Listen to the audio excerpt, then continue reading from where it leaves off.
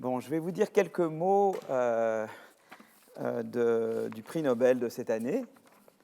Donc voilà, vous avez dû déjà lire. Je ne vais pas vous apprendre beaucoup plus que ce que vous avez lu dans la presse. Il y a eu de très bons papiers dans différents journaux. Donc c'est Paul Milgrom et Robert Wilson pour la théorie, leur développement dans la théorie des enchères. D'accord ? Alors en fait, ce qui est amusant, c'est que Paul Milgrom est un étudiant de Robert Wilson. En fait, Robert Wilson a eu plusieurs étudiants. Ça a été un fantastique directeur de thèse. Il avait eu notamment comme étudiant Bengt Holmström, qui lui avait eu le prix Nobel il y a 4 ans avec Oliver Hart. Je vous en avais parlé à l'époque. Enfin, j'en avais parlé dans ce cours. Donc, et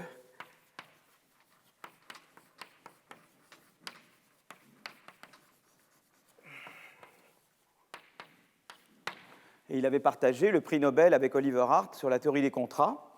Et donc, Holmström et Milgrom, je crois qu'ils étaient de la même année, je suis presque sûr, étaient des étudiants de Robert Wilson, en fait. Voilà. Et en fait, ils ont beaucoup travaillé, Wilson, Milgrom et toute cette vague a travaillé beaucoup sur ce qu'on appelle en anglais le mécanisme design, la théorie du mécanisme design.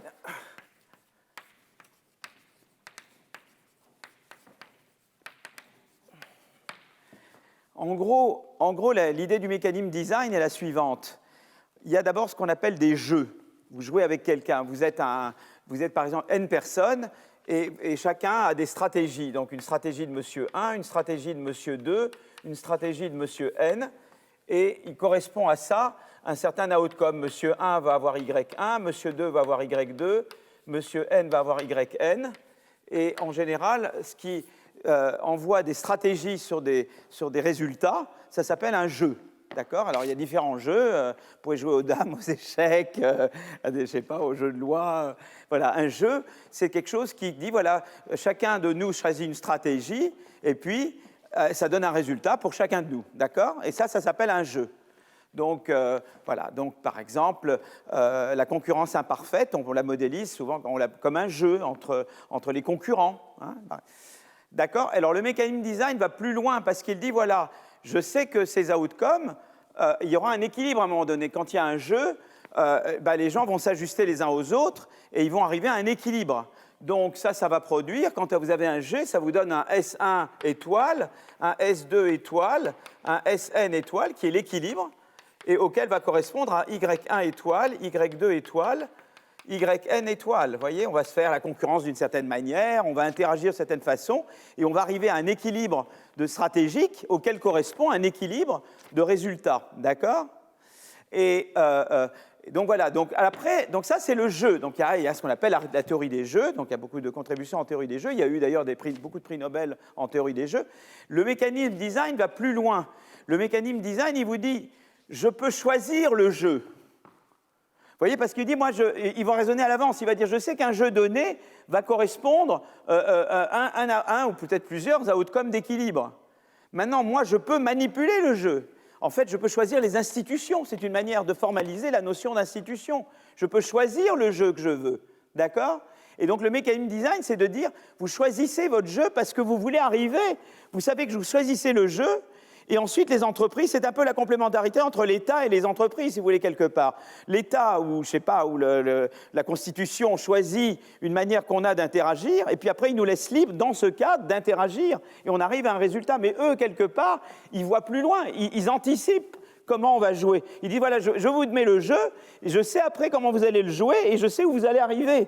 Donc, du point de vue de la personne qui fait le mécanisme, si vous voulez, de l'État ou du planificateur, si vous voulez, il va essayer de trouver un jeu qui va conduire ensuite, quand les gens le jouent, à arriver à certaines propriétés. D'accord ? Ça, c'est la théorie du mécanisme design. Et là, il y a eu des grands noms. Il y a eu Leonid Hurwicz qui a partagé le prix Nobel. Vous savez, il y a eu un prix Nobel Hurwicz, Maskin, Meyerson. Moi, ça a été terrible parce que Maskin était mon directeur de thèse. Meyerson est un type formidable et une des grandes frustrations. Après, c'est devenu un très bon copain. La première fois que j'ai vu Meyerson, moi j'adorais Meyerson, j'étais un admirateur. Et j'étais sur le job market et j'ai attrapé froid, quoi. Et j'ai passé une demi-heure dans son bureau à éternuer et lui me passait les Kleenex, quoi. C'était terrifiant, quelqu'un qu'on admire tellement et vous le rencontrez, c'est un acte manqué, probablement un acte manqué. Voilà. Après, j'ai eu l'occasion d'interagir sans Kleenex avec Meyerson, qui était une grande expérience. Voilà. Donc, eux ont il y a déjà eu un prix Nobel pour ces trois-là, pour Mechanism Design. Mais comment on arrive maintenant à nos copains, Milgrom, donc on connaît bien, Paul Milgrom et Robert Wilson? Eh bien, on arrive parce qu'eux, ils ont regardé un mécanisme particulier qui est des mécanismes d'enchères. Vous voyez ce que je veux dire? Et donc, par exemple, une enchère, vous pouvez décider que vous faites une enchère, par exemple, où chacun met un prix, et c'est le prix le plus élevé qui gagne. Et on vend au prix le plus élevé. Mais il y a une autre forme d'enchère. On peut dire que c'est le deuxième prix le plus élevé, parce que vous avez peur que, sinon les gens aient peur de mettre des prix trop élevés. Vous dites non, ça ne sera pas ton prix, ça sera le prix de celui qui avait mis avant toi. Ou on peut décider que l'enchère est ouverte, que tout le monde connaît les prix des autres. On peut décider qu'elle est cachée. On dit en anglais sealed bid auction, d'accord? Et donc on peut faire des enchères par paquet. On peut dire, au lieu de faire l'enchère sur un objet, on va faire des enchères sur plusieurs objets mis ensemble. Et donc, donc ces gens-là, c'est vraiment travailler sur comment on devrait organiser les enchères différemment. Hein, c'est donc du Mechanism Design, mais appliqué aux enchères, c'est-à-dire appliqué à l'attribution d'un objet, vous voyez, qui est indivisible. D'accord ? Et donc, c'est ça qu'on regardait. Alors, il y a eu déjà un Nobel sur les enchères, c'était Vickray.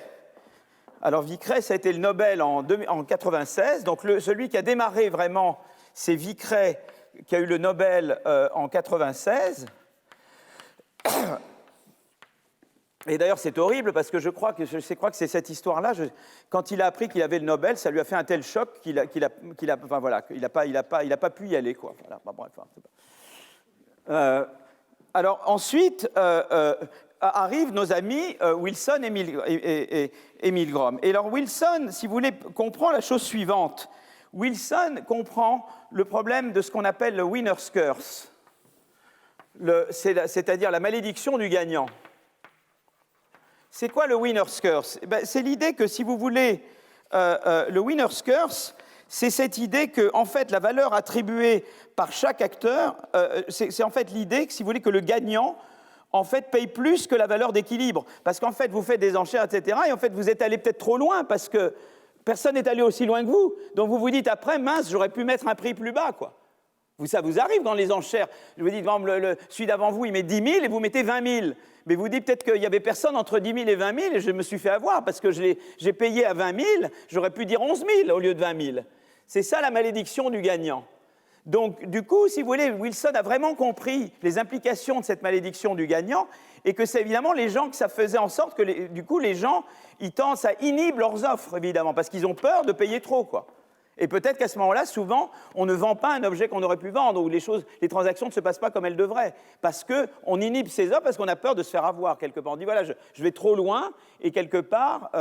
Et donc, Milgrom, ce que Milgrom a essayé de faire, c'est de dire, voilà, je vais regarder... Il a dit peut-être que le winner's curse est quelque part, en partie, si vous voulez, annulé, ou en partie neutralisé, quand la valeur attribuée par chaque acteur est modifiée par ce qu'il pense être la valeur des autres.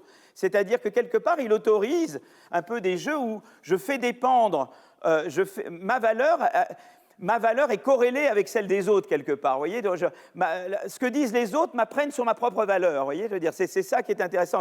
Peut-être que je ne sais pas vraiment la valeur du bien, et que peut-être ce que vous dites va m'apprendre quelque chose sur la valeur de mon bien. Et donc ça, évidemment, ça devient intéressant. Au début, les enchères au départ, c'est de dire, moi, je sais parfaitement quelle est la valeur du bien. Donc, vous ne m'apprenez rien du tout. Simplement, j'ai peur de payer trop. Tandis que dans l'autre cas, on ne sait pas exactement ce que ça vaut, finalement. Quelle est l'importance du bien? Et en observant les autres, ça vous apprend sur la valeur du bien. Alors, il montre que dans ce cas-là, il y a moins de winner's curse, vous voyez?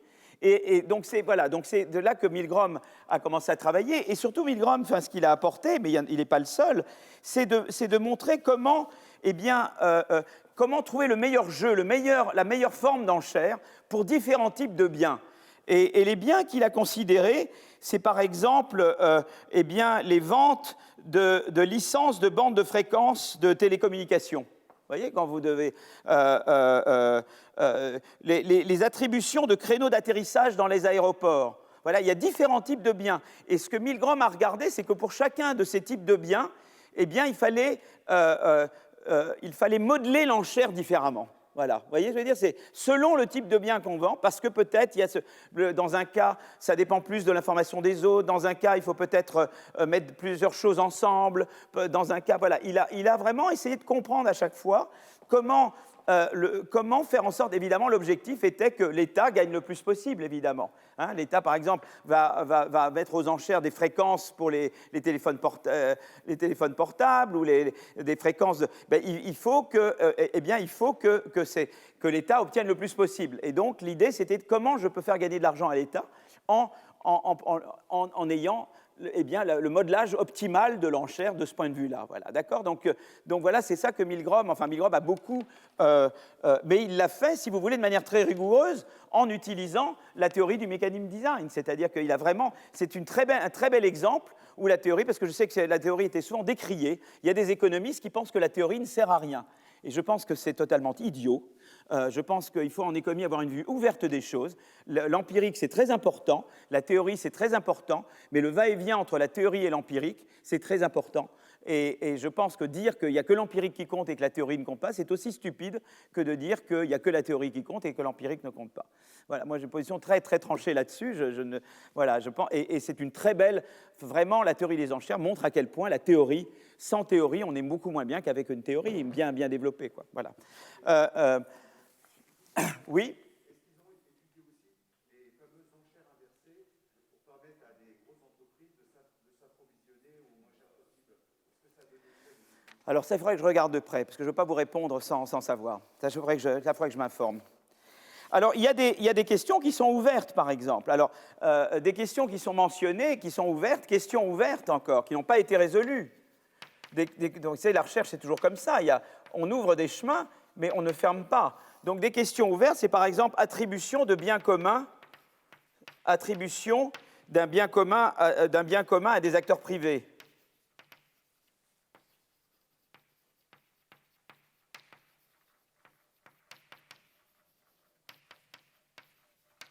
Quand il y a vraiment des externalités, vous voyez. Donc ça, comment on fait? Et une autre chose qui n'a pas été bien résolue, c'est quand il y a des contraintes de crédit. Par exemple, il se peut que celui qui est prêt à payer le plus n'ait pas le cash pour acheter le bien. Comment on fait? Alors, il va peut-être s'endetter. Alors, on introduit de la finance d'entreprise dans les enchères. On introduit la possibilité d'endettement. Alors, comment ça se passe, les enchères, quand on introduit la possibilité de s'endetter pour acquérir des biens? Et donc, voilà, donc il y a comme ça toute une série d'extensions qui ont été un petit peu regardées, mais pas encore beaucoup.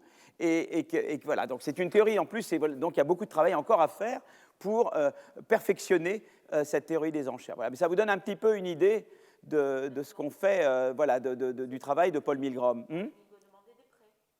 Alors voilà, ou bien on peut faire des enchères de contrats de dette. Vous voyez, en fait, ce que vous acquérez, c'est un bien, mais avec une dette en plus, quoi. Donc c'est très intéressant parce que du coup, l'enchère n'est pas juste sur un bien physique, c'est une enchère sur un contrat. Et donc, comment on fait à nouveau l'enchère? Donc ça devient comme déterminé. On sait qu'en finance d'entreprise, il y a la notion de structure financière optimale. Eh bien, on met de la structure financière optimale dans l'enchère. C'est intéressant. Voilà, donc on peut faire beaucoup de choses. Et voilà, donc en tout cas, voilà, c'est un petit peu une petite introduction que je vous donne un peu pour vous mettre un peu dans le bain de cette... Mais ça a été une école vraiment très... Alors, il doit y avoir quelqu'un qui est malheureux aujourd'hui, c'est David Krebs. Parce que beaucoup de ces choses-là utilisent quand même la notion de jeu dynamique et d'équilibre parfait. Et si vous voulez, Krebs a beaucoup travaillé avec Wilson, Milgrom, etc. Voilà, donc je pense que voilà, ça n'a pas dû être une journée très heureuse pour David Krebs hier, je pense. Voilà, mais peut-être qu'il y aura d'autres choses pour David Krebs. Voilà, Krebs, ça s'écrit comme ça. K-R-E-P-S, David Krebs. Qui a été, donc parce que Krebs et Wilson ont fait un article par ailleurs qui est sur l'équilibre séquentiel, qui est un des articles les plus importants de la théorie des jeux, quoi. Sequential Equilibrium, Econometrica, et c'est un classique, quoi, le Krebs-Wilson. C'est la vie. Voilà. Ben écoutez, peut-être je vais m'y mettre. Bon, j'aurais pu en dire beaucoup plus, mais je crois que je vais m'arrêter là. Voilà. Bon, évidemment, on connaît bien Milgrom est quelqu'un de très sympathique. Voilà, c'est des gens enfin voilà, c'est des bons copains, quoi. Enfin, c'est des gens qu'on a beaucoup fréquentés, quoi. Moi, je me rappellerai toujours d'une promenade en Prague avec Paul Milgrom, disant ma vie est foutue, j'ai raté ma vie. Il allait pratiquement se jeter dans. Alors, quel est le fleuve à Prague? C'est pas le Danube. Mais il était vraiment déprimé, quoi. Je dis, mais enfin, Paul, t'as fait des trucs formidables, c'est dingue, quoi.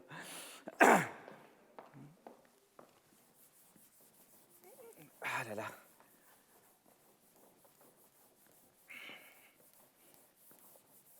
Bon, allez, on retourne à nos moutons, là.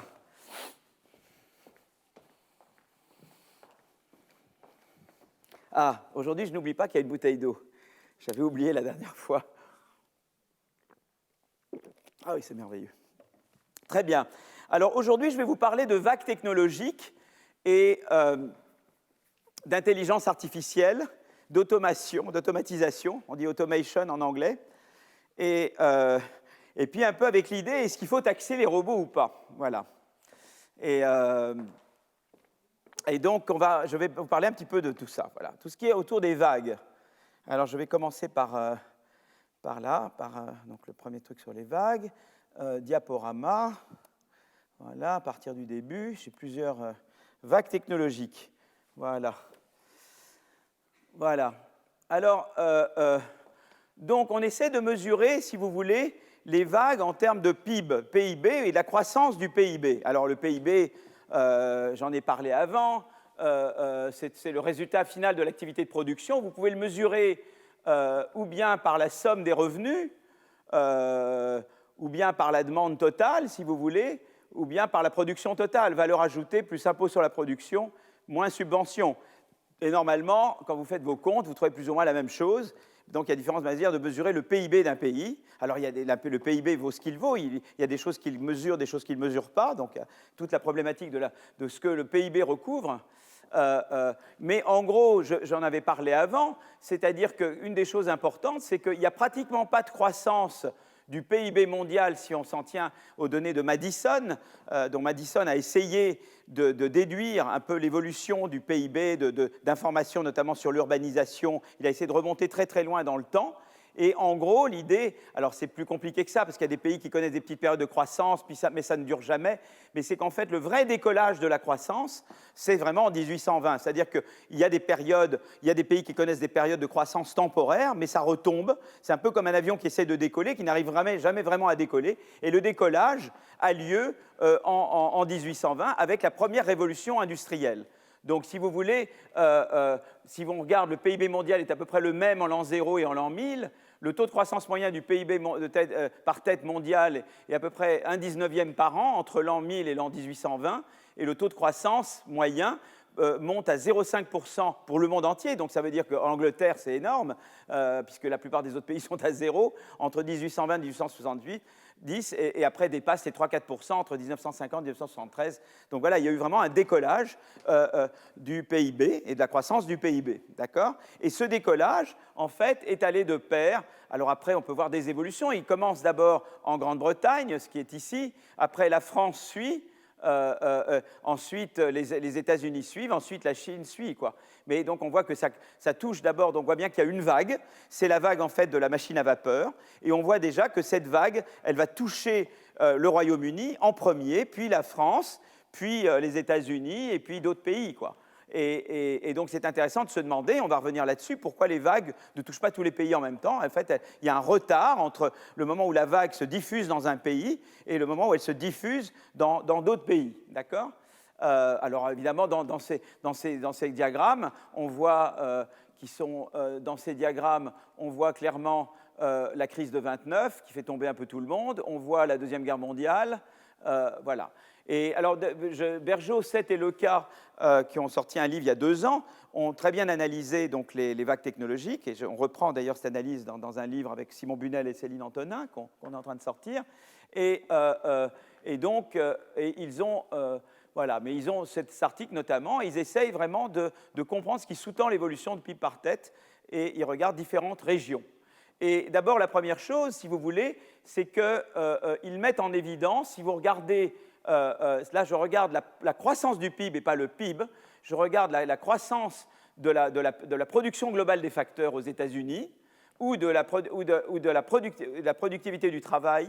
Donc, la croissance de la productivité du travail, c'est la ligne en continu. La croissance de la productivité globale des facteurs, c'est la ligne en pointillé. Alors, normalement, il y a une première montagne. Donc, en gros, ce qui se passe, c'est que vous avez à peu près rien du tout jusqu'au Royaume-Uni en 1820.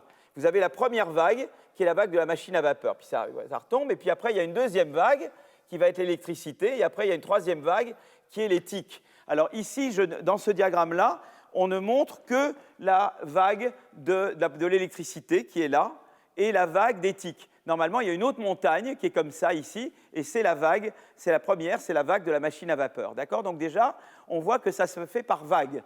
Donc ça, c'est intéressant de voir que c'est comme ça. Et voilà la vague d'éthique. D'accord? Alors l'autre chose qui est intéressante, c'est qu'en fait, il y a des retards. Vous voyez que la zone, vous voyez par exemple, vous avez ici la vague de l'électricité, c'est vraiment là, quoi, là et là, quoi. Vous avez ces deux morceaux-là. Et la vague d'électricité, enfin, elle culmine,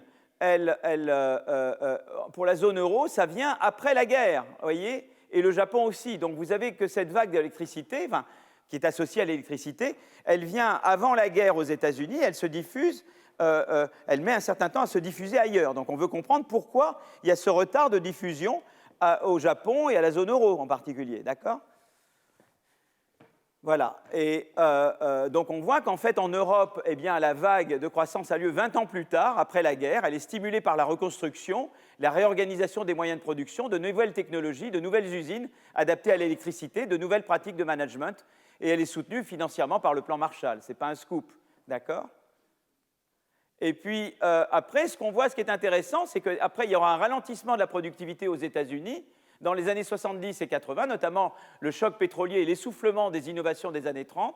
Et puis, il va y avoir une nouvelle vague qui va être la vague d'éthique, en fait, des technologies de l'information et de la communication, et qui va avoir lieu aux États-Unis fin des années 90, début des années 2000. Mais cette vague, on ne la voit pas en tant que telle dans la zone euro. On la voit dans certains pays de la zone euro, mais pas vraiment encore. Donc nous, on est encore très en retard, même pour l'éthique, sur les États-Unis. Vous voyez? D'accord? Donc je vous donne un petit peu comme ça un sentiment. Donc comme je dis là, la vague de croissance est bien plus faible que la précédente d'abord, et elle a l'air plus faible, elle est pratiquement inexistante en Europe. Donc pourquoi on n'a pas vu de vagues récentes en Europe? Alors ce que je vais essayer d'abord dont je vais vouloir parler avec vous, c'est d'essayer de comprendre des causes de retard. Pourquoi il y a retard dans la diffusion des technologies, des vagues technologiques. Voilà. Alors, il y a évidemment ce que disait Solow. Solow disait, je vois les ordinateurs partout. Hein, donc Solow, qu'est-ce qu'il déclare? Tout le monde le sait. En 87, Robert Solow, donc d'ailleurs c'était l'année de son prix Nobel, hein, disait Robert Solow, 1987. Que déclare Robert Solow? Robert Solow dit « Nous voyons les ordinateurs partout, sauf dans les statistiques. » Alors là, il est en 87, d'accord? Mais en fait, quand il énonce cette proposition, le microprocesseur a été inventé 18 ans plus tôt. Et pourtant, la croissance de la productivité américaine, à ce moment-là, est encore atone, d'accord? Et en fait, ce n'est que beaucoup plus tard que va s'amorcer la vague d'éthique. Elle sera visible en termes de croissance. Elle ne sera visible qu'à partir du milieu des années 90. Donc Solow, il déclare ça en 87. Le microprocesseur ont été inventés 18 ans avant qu'il fasse sa déclaration. Et ce n'est qu'au milieu des années 90 qu'on voit vraiment la croissance qui repart agrégée de la productivité aux États-Unis. Et on a des pics de croissance de la productivité entre le milieu des années 90 et le milieu des années 2000. D'accord? Et alors, on essaie de comprendre pourquoi il y a ce retard. Alors, en fait, si vous voulez, il y a l'idée, pour ça, c'est très important de comprendre la notion de technologie générique. Technologie générique. Et alors, on dit en anglais, le terme approprié, c'est General Purpose Technology. Purpose, c'est but, c'est pour but général, quoi. Alors, qu'est-ce que c'est qu'une technologie générique? C'est une technologie, comme la machine à vapeur, qui a vocation à être appliquée, utilisée dans tous les secteurs de l'économie. On utilise la machine à vapeur dans les usines, pour le transport, pour plein de choses. Et donc, c'est une technologie qui a vocation à se répandre à l'ensemble des secteurs. C'est pareil pour l'électricité et c'est pareil pour les ordinateurs, d'accord? Et donc, il y a en fait 3 propriétés qui sont importantes d'une technologie générique. La première propriété, c'est qu'elle donne lieu à une technologie, donc une GPT. Je vais appeler ça je vais faire ça GPT, c'est General Purpose Technology, mais ça veut dire technologie générique, comme ça je n'ai pas besoin d'écrire à chaque fois. Elle donne lieu à une série d'innovations secondaires, d'accord? À une succession d'innovations secondaires. Je devrais écrire plus gros. Alors pourquoi? Qu'est-ce que ça veut dire? Ça veut dire qu'en fait, eh bien, chaque innovation, si vous voulez, pour appliquer une technologie générique dans un secteur, vous devez faire une deuxième innovation pour savoir comment l'adapter. Donc chaque adaptation d'une technologie générique à un secteur donné, c'est une innovation secondaire. Donc pour diffuser une technologie générique à l'économie, vous devez, eh bien, à chaque fois innover, faire une innovation en plus qui permet à cette innovation, à cette technologie générique, d'être appliquée au transport, d'être appliquée au fonctionnement des usines, d'être appliquée à chacune des activités pour la machine à vapeur, pareil pour l'électricité. Donc ça, c'est la première caractéristique. Il vous faut, ça ne suffit pas d'avoir la technologie générique. Tant que vous ne savez pas comment l'utiliser dans un secteur particulier, elle ne peut pas se diffuser dans ce secteur. Et ça demande un processus d'innovation en tant que tel. D'accord? Ça, c'est la première chose. La deuxième caractéristique, c'est la perfectibilité. Perfectible. C'est-à-dire qu'au début, on ne sait pas bien. Vous voyez, les premières machines à électricité, elles fonctionnent moins bien que les machines les plus développées de machines à vapeur. Vous voyez ce que je veux dire? Au début, on ne sait pas bien le faire. Et il y a un apprentissage. Il y a ce qu'on appelle learning by doing. Au début, on ne sait pas bien et on apprend. Donc au début, ce n'est pas très bien fait. Puis après, on maîtrise de mieux en mieux la technologie. Donc ça prend du temps pour la maîtriser. Vous devez d'abord l'appliquer à un domaine particulier, puis vous apprenez à la maîtriser. Donc c'est la perfectibilité de la General Purpose Technology. Et la troisième, c'est qu'elle est hégémonique, quelque part. On dirait en anglais pervasive. Elle a vocation à aller partout. Alors ce que je vais expliquer, c'est en quoi ces 3 propriétés permettent de comprendre l'énigme de Solow. D'accord? Comment je peux expliquer les retards à cause de ces propriétés-là? D'accord? Donc, regardons d'abord l'importance des innovations secondaires. D'accord? Donc, comme je disais, une technologie n'est pas prête à porter, il faut à chaque fois l'adapter à un secteur particulier. D'accord? Et avant qu'elle puisse se donner. Alors en fait, qu'est-ce qui se passe? C'est qu'on voit ici, je vais montrer, que, en fait, vous voyez, là, chaque fois qu'il y a des innovations secondaires, il y a des brevets qui sont associés à l'application d'une technologie générique. Et on voit que là, par exemple, ce que vous voyez, c'est que vous avez des vagues d'innovations secondaires. Donc ça, c'est toute la vague des innovations secondaires associées aux États-Unis à l'électrification. Et à nouveau, après l'introduction des technologies d'information et des communications, vous avez toutes les innovations secondaires associées au TIC. Vous voyez ce que je veux dire? Donc à chaque fois, vous avez une technologie générique et ça donne plein d'idées pour à chaque fois, je l'applique là, et à la fois, ça fait des brevets, évidemment. D'accord? Donc on voit à chaque fois qu'il y a une technologie générique, eh bien, on voit en fait une poussée des brevets qui sont là qui correspondent aux innovations secondaires pour mettre en œuvre ces technologies. D'accord? Vous voyez comment ça marche? D'accord? OK? Alors évidemment, d'abord, le retard s'explique par le fait que l'innovation secondaire, elle ne vient pas tout de suite. Et elle ne vient pas au même moment dans différents secteurs. Vous comprenez? Ça met du temps déjà de la trouver là, puis de la trouver là, puis de la trouver là. D'accord? Donc la nécessité d'une innovation secondaire, elle est différente pour chaque secteur.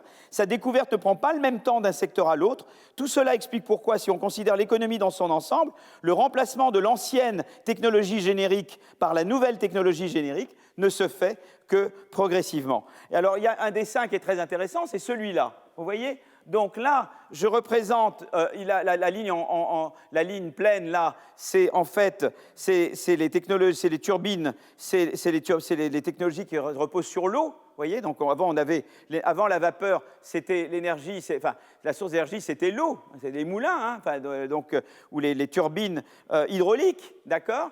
Ensuite, c'est la vapeur. Donc, vous voyez qu'il y a une décroissance progressive. On a inventé la machine à vapeur déjà depuis fin 18e, début 19e, longtemps. Il a fallu, vous voyez, mais encore là, il faut un certain temps pour avoir un vrai déclin de l'utilisation de l'hydraulique et du remplacement par la vapeur. Vous voyez, ça prend un certain temps. Et vous voyez là la montée, vous voyez,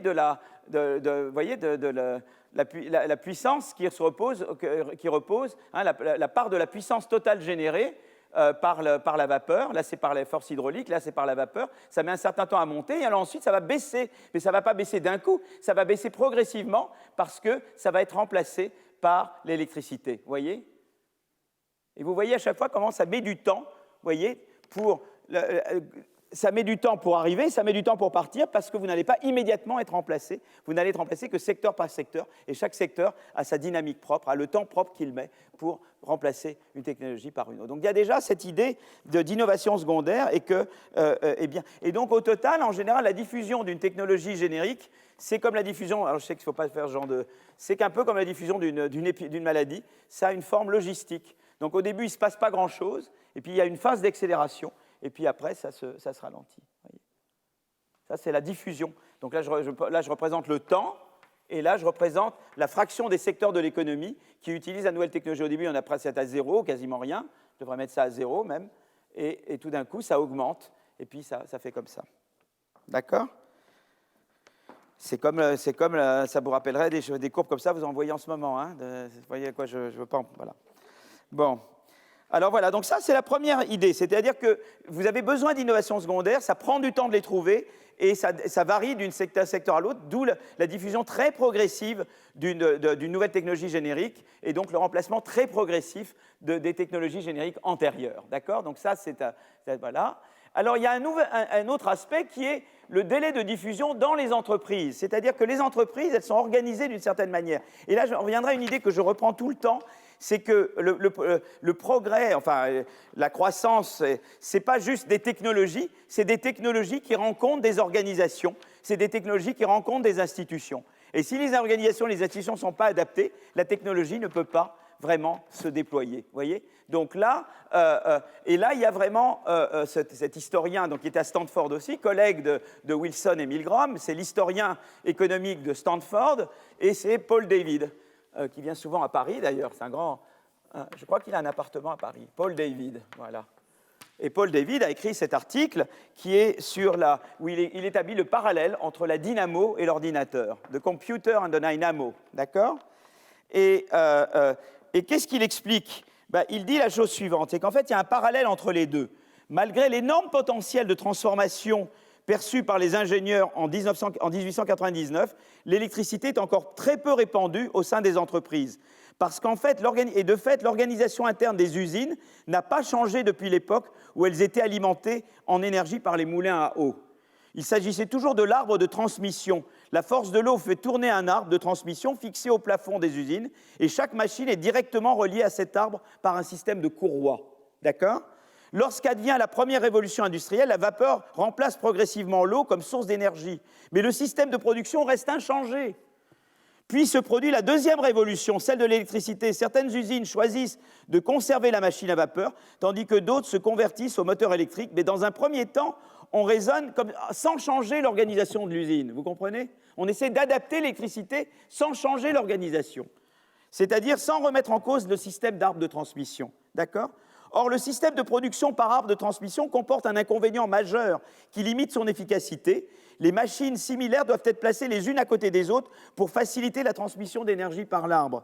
Cette disposition des machines n'est pas idéale car elle nécessite une longue distance physique au sein de l'usine entre la première et la dernière étape de fabrication de produits. C'est là qu'adviennent les fameuses innovations secondaires. Au début des années 1910, Henry Ford, le Fordisme, Ford, remarque que l'électricité permet deux choses que la vapeur ne peut pas faire, transporter l'énergie dans des fils et miniaturiser les moteurs. Ces deux innovations secondaires vont tout changer. À partir de ce moment-là, les machines peuvent être totalement indépendantes, directement alimentées par des fils électriques. On peut alors supprimer l'arbre de transmission et rapprocher les machines dont des tâches se succèdent au cours du processus de production. Voyez ? Donc c'est l'invention de la chaîne de montage. Évidemment, la chaîne de montage va décupler la productivité des usines. Vous voyez comment ça marche ? Mais vous voyez qu'il y avait des rigidités à l'intérieur de l'usine. Elles étaient organisées de telle manière que ça a mis beaucoup de temps avant qu'elles puissent vraiment tirer parti de la technologie générique de l'électricité. Vous voyez ? Donc ça, c'est très... Donc, alors maintenant, ça, c'est pour l'électricité. Alors maintenant, l'ordinateur et la révolution d'éthique. Eh bien, Paul David dresse un parallèle entre la mauvaise utilisation de l'électricité à la fin du XIXe siècle, avant Ford, et la mauvaise utilisation de l'informatique à la fin du XXe, alors que l'informatique aurait dû, dès son émergence, permettre de numériser de nombreuses tâches de traitement de données. Paul David constate que les anciennes procédures de papier ont été conservées, entraînant une duplication des tâches, une faible croissance de la productivité à la fin des années 80. Par ailleurs, il existe même des cas où l'on ne converge jamais vers l'utilisation optimale d'une nouvelle technologie parce qu'on exploite mal les innovations secondaires, ce qui nous prive d'une hausse de productivité. Par exemple, l'omniprésence du clavier QWERTY dans l'informatique est un exemple de cela. Vous voyez comment des rigidités d'adoption font que ça inhibe le potentiel de croissance d'une nouvelle technologie générique. D'accord ? Vous voyez un peu Donc ça, c'est le 2, c'est le délai de diffusion dans l'entreprise. Alors ensuite, il y a le 3, c'est en fait l'amélioration dans l'utilisation des technologies génériques. Et bien, c'est ce que je disais tout à l'heure, c'est lié à la perfectibilité. C'est-à-dire que, en fait, la nouvelle technologie générique n'est pas immédiatement efficace, il faut du temps pour apprendre à bien l'utiliser. On dit en anglais « learning by doing ». Par exemple, les TGV bleus, et alors évidemment, ça se reflète par l'évolution du prix du capital. À mesure que de nouvelles machines incorporant de façon plus performante la nouvelle technologie apparaissent, le prix des machines d'avant baisse, évidemment. Quand vous avez les TGV bleus qui arrivent, le prix des TGV orange baisse, évidemment. Plus personne n'en veut. Hein, on les appelait TGV Teuf-Teuf, les premiers qui allaient à Lyon à 260 km/h, hein, quand on peut aller à 320. Voilà. Et entre le début du XXe siècle et les années 60, le prix de l'électricité a été divisé par 100. En 25 ans, à qualité donnée, le prix d'un ordinateur a été divisé par 10 000. Donc on voit vraiment l'amélioration de la qualité à travers l'évolution des prix. Parce que chaque fois que vous avez un truc de meilleure qualité, évidemment, le prix de la version précédente baisse évidemment puisque vous avez une version plus performante. D'accord ? Donc ça, c'est l'aspect amélioration qui prend du temps. Donc ça aussi, c'est un facteur de retard parce qu'on n'apprend pas tout de suite. Il faut du temps pour améliorer, pour rendre pleinement performant la nouvelle technologie dans chaque secteur dans lequel on l'adopte. Alors ensuite, il y a les technologies par les ménages. Alors, les ménages, d'abord, ils ne vont pas tous adopter. D'abord, il faut que les prix baissent, d'accord ? Donc, ils attendent que les prix baissent. Et puis, il y a des effets de réseau. C'est-à-dire que je n'adopte que si vous adoptez. Vous voyez, il y a vraiment des effets de réseau par exemple, l'adoption de l'électricité augmente à mesure que l'expansion géographique et la qualité du réseau électrique augmentent. De même, l'adoption des technologies de l'information et de la communication est tributaire de la mise en place d'un accès à Internet suffisamment rapide. Donc c'est pour ça que également dans l'adoption des ménages, là vous voyez que ce soit pour l'électrification ou l'éthique, vous voyez que à chaque fois vous avez aussi une courbe logistique de ce type parce que vous voyez, d'abord les gens attendent que les prix baissent, donc ils attendent qu'il y ait l'amélioration de qualité, et en plus il y a des effets de réseau, j'adopte si toi tu adoptes. Donc les deux concourent à avoir aussi du côté des ménages cette forme logistique. Vous voyez ? D'accord ? Enfin, il y a un autre facteur qui est les limites dans la mesure de productivité. Alors oui, il y a l'inadéquation des infrastructures et institutions locales. Alors là, je vais revenir à un diagramme que je vous montrais au début. Je vous ai montré le retard de la zone euro par rapport aux États-Unis pour l'électricité. Et là, on voit même dans les TIC, on ne voit pas vraiment en tant que telle la zone euro vraiment profiter de la vague des TIC. Et là, il y a un aspect qui est important, c'est l'aspect institutionnel pour les TIC. Elle a été initiée aux États-Unis, elle produit la vague technologique qu'on voit culminer en 2000, et on ne voit pas de vague semblable au Japon et dans la zone euro. Et là, des travaux qu'on a fait avec Gilles Berset, et que, eh bien, si vous voulez, montrent un peu que ces retards de diffusion, eh bien, peut être expliqué par la difficulté qu'ont ces pays de mettre en place des politiques et institutions qui favorisent la diffusion. Donc, par exemple, on sait que si vous avez des marchés très rigides, si vous n'investissez pas suffisamment dans la recherche, la recherche fondamentale et l'éducation supérieure, vous inhibez. En fait, on peut montrer que l'absence de réformes structurelles, comme on dit, eh bien, non, elle a inhibé la diffusion des technologies de l'information et de communication. Donc, en fait, on a des régressions qui montrent que les réformes structurelles vous permettent de prendre le train de la nouvelle technologie. Par exemple, la Suède, quand elle a fait ses réformes dans les années 90, elle a pris le train de la révolution d'éthique. C'est comme un train que vous prenez. Voilà, donc voilà un petit peu des éléments qui contribuent. Alors, il y a évidemment les problèmes de mesure. Est-ce qu'on mesure bien ? Peut-être en partie, il y a un problème de mesure. Voilà, et que la valeur d'éthique, par exemple, elle est concentrée dans les secteurs de services. Or, la productivité dans le secteur des services est plus compliquée à mesurer que les gains de productivité dans le secteur industriel. Par exemple, l'augmentation de la variété, l'amélioration des délais de livraison, un service client personnalisé sont des services qui sont peu pris en compte dans les statistiques de productivité. Donc là, évidemment, le problème de mesure s'ajoute un petit peu Tout ça explique un peu le paradoxe de Solow. Voilà, je voulais un petit peu parler du paradoxe de Solow, mais vous voyez un peu comment on peut... Voilà, finalement, on peut comprendre le paradoxe de Solow, on peut comprendre le fait que Solow, évidemment, en fait, il a vu après, il a vécu, il est encore vivant, Solow, hein, il est magnifique, mais... Et il a vu évidemment la vague après sa déclaration. Mais j'ai jamais vu Solow dire j'ai eu tort, j'aurais dû attendre un peu, et finalement il y a bien eu une vague, etc. Quoi. Il n'y a pas eu de deuxième déclaration de Bob Solow. Voilà un petit peu ce que je voulais dire sur les retards. D'accord ? Voilà. Alors je vais maintenant passer à quelque chose d'autre. Je vais passer à l'intelligence artificielle. Je vais dire finalement, qu'est-ce que ça veut dire pour l'intelligence artificielle ? Et il y a énormément d'espoir sur l'intelligence artificielle. Je voudrais dire également que c'est quelque chose que je vais raconter maintenant. Enfin, voilà. Donc, je vais parler de l'intelligence artificielle, mais je vais également, dans la dernière partie, parler de l'emploi. Parce que finalement, ici, je n'ai fait que parler des effets des vagues technologiques sur la croissance du PIB. Mais il y a un autre aspect qui est l'effet des vagues technologiques sur l'emploi. À chaque fois qu'il y a eu des grandes révolutions technologiques, la grande peur, ça a été que ça crée des chômages de masse. Quand il y a eu la machine à vapeur, la grande peur, ça a été le mouvement du ludisme, Luder, L-U-D-E-R, qui était ce dirigeant ouvrier anglais, qui avait peur que la machine à vapeur supprime des emplois et crée du chômage de masse. Donc il y a eu tout le mouvement du ludisme en Angleterre. Et puis finalement, cette crainte ne s'est pas matérialisée. On n'a pas vu de chômage de masse suite à la révolution de la machine à vapeur. Après, il y a eu l'électricité. Eh bien, Keynes, de la même manière, craignait le chômage de masse. Il écrit « J'anticipe un chômage de masse aux États-Unis à cause du Fordisme, à cause de tout ce que permet la révolution de l'électricité. » Nous n'avons pas observé de chômage de masse aux États-Unis. Et à nouveau, il y a la même crainte avec l'intelligence artificielle, c'est que eh bien, l'intelligence artificielle, ça va supprimer massivement des emplois, donc il faut taxer les robots. Eh bien, on va vous expliquer ici que non, c'est pas vrai, c'est beaucoup plus complexe que ça. Voilà, donc je vais revenir là-dessus. Alors, il y a deux choses sur l'intelligence artificielle dont je voudrais parler. Donc maintenant, je vais parler de ma deuxième partie. Là, j'ai terminé la première partie. Je vais parler maintenant de la deuxième partie, qui est sur la partie croissance de la révolution. Alors, où est-ce que j'ai mis maintenant ? Je ne trouve plus le... Aïe, ça doit être dans ma poche, je pense, non ? Non ? Eh bien, je ne trouve pas. Vous le voyez ? Eh bien, il est dans ma main. Absolument. Très bien vu. Eh oui, absolument. Vous voyez, c'est le truc auquel on ne pense pas. Très bien vu. Alors, diaporama. Voilà. Alors, je voudrais... oui, à partir du début. Voilà. Alors, je voudrais parler de la révolution de l'intelligence artificielle et de dire, voilà, il y avait deux idées reçues sur la révolution, disons, d'éthique et de l'intelligence artificielle. Alors, il y a évidemment l'idée du retard, mais ça, on a vu ça avec Robert Solow, donc on peut dire, voilà, bon, le retard, c'est une chose, mais il y a quand même l'espoir de deux choses.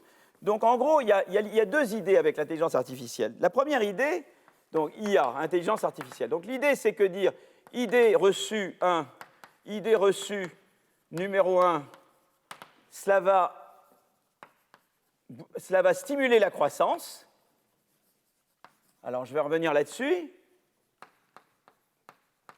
Et l'idée reçue numéro 2,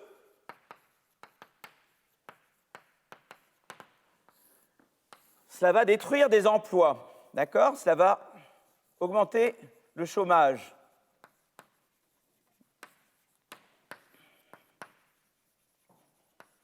Eh bien, je voudrais ici, ce que je vais faire ici, c'est de m'attaquer à ces idées reçues. Moi, j'adore ça. J'adore m'attaquer aux idées reçues. Et dans le livre que nous avons, Simon est là, eh bien, nous jouons à nous attaquer à des idées reçues. De dire, voilà, les choses ne sont jamais aussi simples que vous pouvez penser.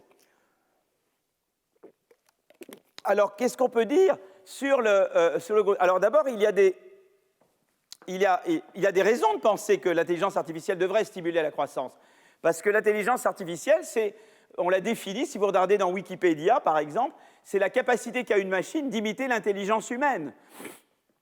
Et alors, on sait que, par exemple, et de ce point de vue-là, c'est la forme la plus aboutie d'automatisation. Hein. Donc, je mentionnais les vagues technologiques antérieures, les moteurs à combustion, l'électricité, les semi-conducteurs, tout ça, ça a facilité l'automatisation des tâches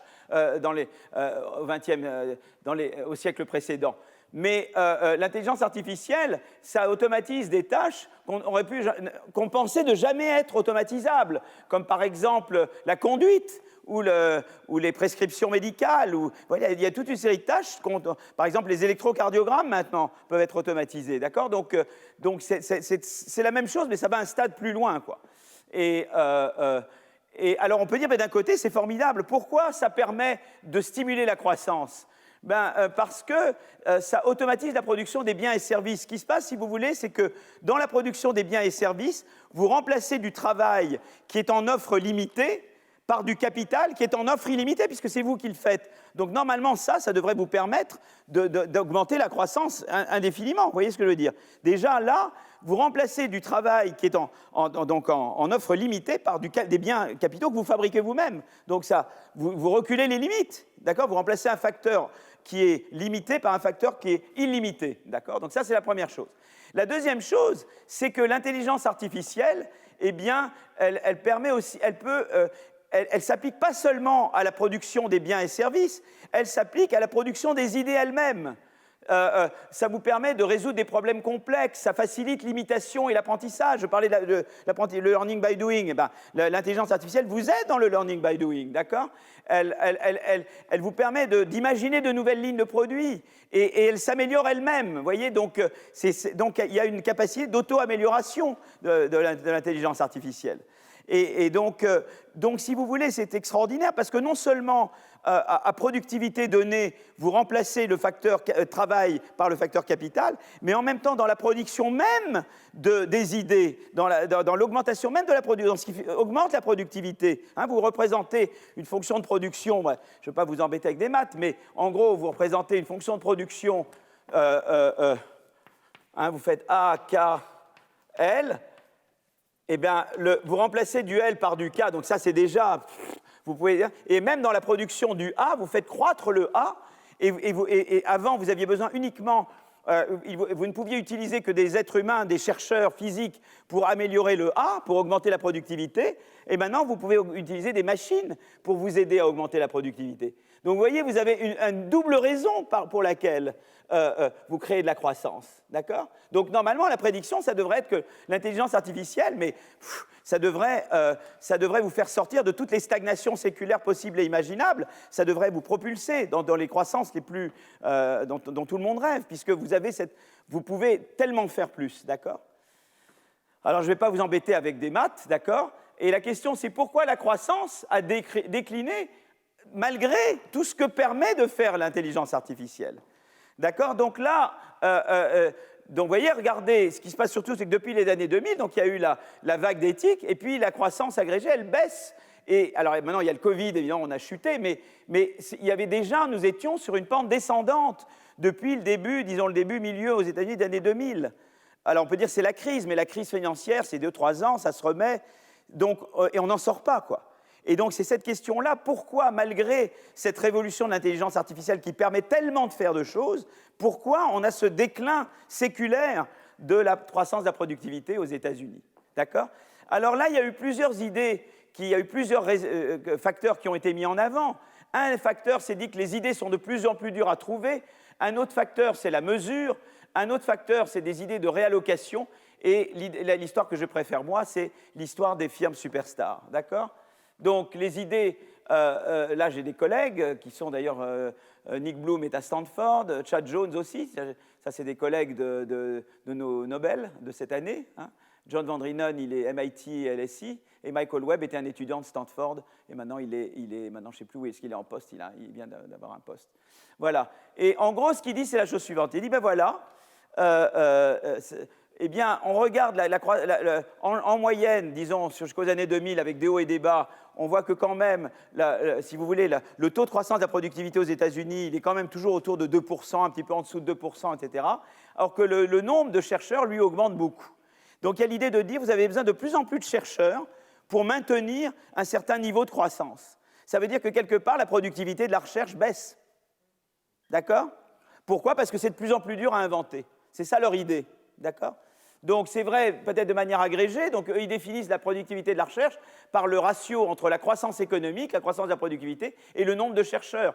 Plus ce ratio. Vous voyez, donc là, pour toujours garder une croissance économique entre 2, 5, je ne sais pas, hein, vous avez de plus en plus besoin de chercheurs. Ça veut dire que la productivité de la recherche, c'est-à-dire le surplus de croissance que chaque chercheur supplémentaire crée, est de plus en plus faible. D'accord? Alors, il y a par exemple le secteur des transistors. On sait que le nombre de transistors sur un chip double chaque 2 ans. Ça, c'est la loi de Moore. Seulement, le problème, c'est qu'il faut de plus en plus de chercheurs pour satisfaire la loi de Moore. Vous voyez ce que je veux dire? Il faut, pour faire doubler le nombre de transistors sur un chip, déjà que je veux dire le chip, là, c'est le microprocesseur, c'est ça. Il faut de plus en plus de chercheurs. Il en faut 18 fois plus aujourd'hui que dans les années 70. Donc, il y a toujours la loi de Moore. Tous les 2 ans, je double le nombre de transistors par processeur, mais il me faut 18 fois plus de chercheurs pour faire ça maintenant qu'avant. Donc, eux, ils disent, voyez, c'est ça qui est un peu le problème, c'est qu'il y a voilà, on est à court d'idées, voilà. Et alors, il y a toute une série de problèmes qui se posent avec cette théorie. C'est que, bon, peut-être qu'il y a du vrai là-dedans, mais finalement, peut-être que maintenant aussi, les processeurs, ils font beaucoup plus de choses qu'ils faisaient avant. Donc, les chips font beaucoup plus que ce qu'elles faisaient avant, et eux ne prennent pas ça en compte. La variété, voilà, donc donc ça, ils ne prennent pas en compte. Et puis, il se peut que peut-être il y ait de la duplication. Peut-être que ce qui se passe, ce n'est pas tellement que c'est plus dur à trouver, c'est qu'on est beaucoup plus nombreux à essayer de trouver la même chose. Et donc, il y a de la duplication d'efforts. Ça, c'est possible. Hein. Et peut-être aussi qu'on dépense à faire d'autres choses que de la R&D, par exemple du lobbying. On fait passer pour de la R&D quelque chose qui n'est pas de la R&D, justement parce qu'on a des concurrents et qu'on veut se maintenir, etc. Donc voilà, ça laisse ouvert un peu ces questions-là. Et voilà, donc c'est un petit peu la première idée, c'est de dire c'est de plus en plus dur à trouver.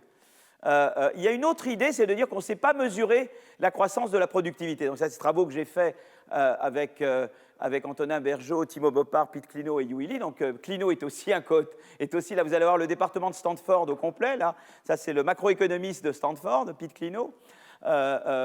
Et en gros, on voit que, si vous voulez, plus il y a de la destruction créatrice, moins on sait mesurer l'apport de l'innovation à la croissance. Et donc, l'idée, c'est de dire, ben voilà, il se peut que c'est à cause de ça qu'il y a de la destruction créatrice. On ne sait pas mesurer,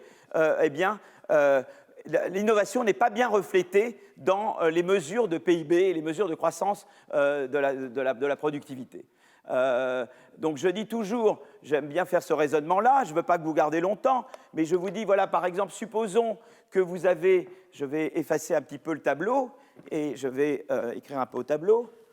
Supposons que vous avez, vous savez, je m'explique toujours comme ça, supposons que vous avez différents types de biens, d'accord? Et alors je vais faire un grand cercle, et puis après je vais revenir à ce que je veux expliquer. Donc supposons que vous avez une bouteille d'eau, supposons que la bouteille d'eau, vous ne faites rien à cette bouteille d'eau, et vous supposez que le prix augmente de la bouteille d'eau entre hier et aujourd'hui de 4%. Vous dites c'est purement de l'inflation. D'accord? Maintenant, supposons que vous changez juste le bouchon de la bouteille, c'est très mineur, et que vous avez un bouchon plus joli, eh bien, je vais dire que le prix divisé par la qualité de la bouteille, elle baisse de 6%. C'est peut-être que le prix de la bouteille augmente, mais comme la qualité a augmenté, le prix ajusté pour la qualité baisse de 6%. Donc ça, c'est de l'innovation incrémentale. Mais peut-être qu'il y a aussi un certain nombre de bouteilles qui sont remplacées par des verres. Et là, je ne peux pas comparer le hier et aujourd'hui. Mais supposons qu'à cause de ça, la qualité aussi, le prix ajusté pour la qualité aussi baisse de 6%. Eh bien, ce qui se passe typiquement, c'est que les instituts statistiques, elles peuvent voir les prix des biens qui n'ont pas été modifiés. Elles peuvent aussi prendre en compte les biens qui ont été modifiés à la marge, mais elles ne peuvent pas prendre en compte ce qui est remplacé par autre chose. Et donc, ce que font les instituts statistiques, c'est qu'ils disent, ben, écoutez, le taux d'inflation, on va ignorer les biens qui sont remplacés. Je ne vais regarder que les biens qui ne sont pas remplacés. Et je vais faire comme si ça s'appliquait à tout l'ensemble des biens. Vous voyez ce que je veux dire ? On appelle ça de l'extrapolation, de l'imputation. D'accord ? Donc, par exemple, supposons que le vrai taux d'inflation est de 2%, c'est le cas là, puisque vous avez 80% fois 4% plus 10% fois moins 6 plus 10% fois moins 6, ça vous fait une inflation moyenne qui est réellement de 2. Supposons que la croissance réelle est de 2, donc ça veut dire que la croissance monétaire est de 4.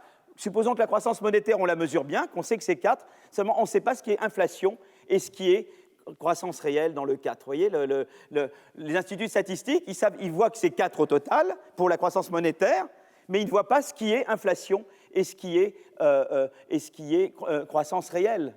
Et donc, si vous voulez, ce qu'ils vous font, c'est qu'ils disent, ben voilà, l'institut statistique, ce qu'il vous dit, c'est que moi, l'institut statistique, il va ignorer ces biens-là. Ça n'existe pas pour eux. Ils voient ça et ils voient ça. Donc, ils vont dire, moi, le taux d'inflation, c'est 8, 80 divisé par 80 plus 10, 8 neuvièmes, c'est 4%. 10 divisé par 80 plus 10, c'est 1 neuvième, c'est moins 6. Je vois que ça fait 2,9. Je vais supposer que c'est le taux d'inflation pour tout. Donc, ils vont dire que le taux d'inflation, moi, je le déduis à 2,9. Comme je sais que la croissance monétaire, c'est 4, eh bien, là, ça veut dire que la croissance réelle, c'est 4 moins 2,9, qui est 1,1. Et donc, ils ont sous-estimé. Ils ont cru que la croissance réelle était de 1,1, alors qu'elle est de 2. Ça veut dire qu'ils ont manqué 0,9 de croissance. Vous voyez, ils ont typiquement, chaque fois qu'il y a remplacement d'un bien, c'est la destruction créatrice qu'ils ont manqué. Chaque fois qu'il y a un bien qui en remplace un autre, l'institut statistique ne le prend pas en compte. Or, c'est là que les grandes améliorations de qualité ont lieu. Et donc, elle tend à surestimer l'inflation et à sous-estimer la croissance. Donc ça, c'est un vrai problème de mesure. Ce qu'on a montré, c'est que si vous voulez, ce problème de mesure-là, c'est vrai qu'il est un peu plus sérieux récemment. Vous voyez, on a calculé pour les États-Unis, en moyenne annuelle sur les périodes. Et on a vu que voilà la croissance réelle de la productivité, voilà la croissance mesurée, et voilà ce qui est manqué. Et vous voyez qu'il manque de plus en plus. Dans la période récente, on a manqué un petit peu plus. Ça explique un petit peu du déclin. Ça veut dire qu'en partie, on ne sait pas bien mesurer la croissance plus récente. Mais c'est juste 10% de ça qui est expliqué. Donc il reste encore quelque chose. Vous êtes encore vivant là? Vous êtes d'accord? Mais vous êtes formidable. Vous êtes formidable. Bon, alors après ça, je vais tout de suite tout de suite passer à la dernière explication. Et je vais sauter la réallocation. Je vais passer aux superstars. Et alors là, les superstars, donc on donne quelques faits et qui ont motivé, c'est toujours avec les mêmes auteurs. Et là, on a un projet plus récent maintenant. Donc, je suis toujours en Skype. Moi, je suis à peu près en Zoom ou en Skype avec Stanford au moins une fois ou 2 fois par semaine. Donc, vous voyez, Stanford est très proche de mon cœur. Voilà. Donc, eh bien, si vous voulez, l'économie américaine, donc, il y a plusieurs choses très intéressantes. Et là, c'est vraiment des énigmes. Et vous savez, en économie, c'est intéressant d'abord de remettre en cause des idées reçues et d'essayer de résoudre des énigmes. Moi, je crois que c'est ça qui est intéressant. Et ça, vous le faites par un dialogue entre la théorie et l'empirique. Je crois que c'est vraiment... Voilà. Et vous essayez de résoudre des problèmes, ce qu'ont essayé de faire Milgram et Wilson. Si vous regardez la croissance annuelle moyenne de la productivité aux États-Unis, vous voyez qu'elle est de ça entre 49 et 95. Elle monte, donc là, Solow, il est encore là, lui, mais entre 95 et 2005, c'est des années fastes de la croissance de la productivité américaine. C'est là qu'il y a vraiment la diffusion d'éthique, d'accord? Et puis elle tombe, la croissance de la productivité aux États-Unis. Et là, je suis avant le Covid. Ah, évidemment, avec le Covid, boum. Hein, bon, mais c'est vraiment, même avant le Covid, d'accord? Donc je veux comprendre pourquoi, normalement, l'intelligence artificielle aurait dû empêcher de tomber. Pourquoi ça tombe? D'accord? Alors, on pourrait dire peut-être les idées sont plus dures à trouver. Mais pourquoi tout d'un coup, c'est beaucoup plus dur à trouver maintenant qu'avant? Ça devrait être continuellement. C'est pourquoi j'augmente et je baisse. L'explication en termes de les idées plus dures à trouver, ça ne va pas me donner un truc qui est non monotone. D'accord? Et la mesure, elle est peut-être un peu plus dure maintenant, mais pourquoi elle est tellement plus dure maintenant qu'avant? Vous voyez ce que je veux dire? Donc, et il y a une chose très intéressante. Donc, c'est vraiment une enquête que vous menez. Alors ensuite, il y a un autre indice. L'autre indice, c'est que cette augmentation puis très forte baisse de la croissance de la productivité, c'est surtout sur les secteurs reliés au IT, aux technologies aux TIC. Vous voyez ce que je veux dire? C'est les technologies IT, c'est TIC, Information Technology. Donc c'est ou les secteurs qui produisent des TIC, ça c'est la courbe en noir, ou c'est les secteurs qui utilisent des TIC, c'est la courbe en gris. Mais vous voyez, dans les secteurs qui ni ne produisent du TIC, c'est la courbe en bleu, il ne se passe pas grand-chose. D'accord? Donc ça a à voir avec les TIC.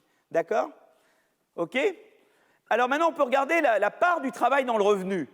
Et bien, c'est surtout dans les secteurs productrices ou utilisatrices de TIC que la part du travail baisse. Et surtout, ce qui va se passer, c'est que d'un autre côté, si je regardais les marges bénéficiaires, c'est le contraire de la part du travail. Les marges bénéficiaires vont surtout augmenter dans les secteurs qui utilisent les TIC ou qui produisent les TIC. D'accord? Ça, c'est intéressant. Et alors, l'autre chose qui est intéressante, c'est que la baisse de la part du travail, ce n'est pas tellement un effet à l'intérieur des firmes. Vous voyez, à part le secteur manufacturier, le secteur industriel, ça a tendance à augmenter beaucoup. C'est surtout que ce n'est pas tellement que la part du travail au sein des firmes, la part du revenu qui va au travail au sein des firmes baisse, ou que les marges au sein des firmes augmentent, c'est que les firmes à grosse marge deviennent plus importantes. C'est que les firmes qui ont une part plus faible pour le travail deviennent plus importantes. C'est un effet de composition. Ce n'est pas tellement qu'à l'intérieur des firmes, vous voyez, ça fait comme ça. C'est que c'est les firmes qui ont cette capacité, qui ont cette particularité d'avoir des marges plus grosses et des parts du travail plus faibles, tendent à être plus importantes. Alors ça devient très amusant, parce qu'il y a eu d'autres explications qui ont été proposées. D'accord? Alors une autre chose intéressante aussi, c'est la concentration. Elle augmente dès les années 90. C'est un indice intéressant, on va revenir à ça tout à l'heure, d'accord? Et alors, une autre chose intéressante, c'est que c'est surtout les grandes entreprises qui augmentent beaucoup le nombre d'établissements. Vous savez, une entreprise, c'est plusieurs produits ou c'est plusieurs succursales et pour plusieurs usines. Eh bien, c'est les grandes firmes qui augmentent le plus leurs usines, pas tellement les petites. Vous voyez, j'ai un certain nombre d'éléments.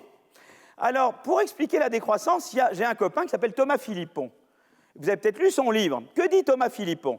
Thomas Philippon, il dit, l'explication, elle est très simple, c'est que la concurrence s'est détériorée aux États-Unis, et donc, ça fait qu'il y a des grosses boîtes qui sont devenues grosses, et ces grosses boîtes, elles ont inhibé parce qu'elles sont devenues plus grosses, voilà, et d'où la concentration qui augmente.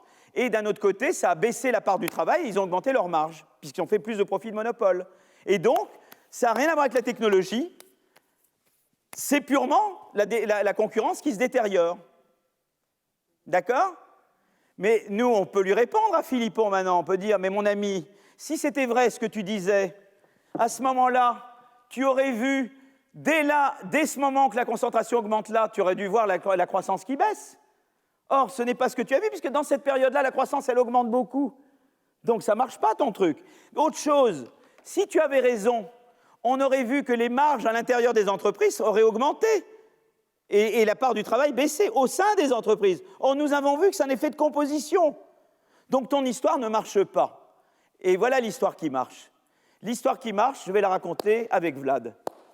Vlad, donc, qui est superstar entre nous deux? Voilà, donc, c'est une firme superstar. Donc, Vlad est une firme superstar. La firme superstar, c'est une entreprise qui a des réseaux, qui a du capital social. Pensez aux GAFAM, d'accord? Pensez à Walmart, ils ont du capital social, ils ont des réseaux, etc. Chacun, que ce soit Vlad ou moi, on fait plusieurs choses. Une entreprise ne fait pas qu'une chose. Je vous ai dit qu'une entreprise, c'est plusieurs activités. Vlad fait plusieurs choses, j'en fais plusieurs. Arrive la révolution des TIC. Qu'est-ce qui se passe? Ça nous fait gagner du temps. J'ai plus besoin d'aller m'embêter dans des agences de voyage. J'ai plus besoin, il y a plein de trucs que je peux faire. J'ai plus besoin de me déplacer. Zoom, par exemple, je gagne un temps fou avec Zoom, c'est merveilleux. Bon, on peut faire plein de choses. On gagne du temps, lui et moi. Donc, on peut faire plus de choses. Seulement, lui, il est beaucoup plus efficace que moi. Donc, lui, il va pouvoir s'étendre beaucoup plus que moi. Donc, qu'est-ce qui se passe quand il y a la révolution d'éthique? C'est des gens comme Vlad qui vont devenir hégémoniques.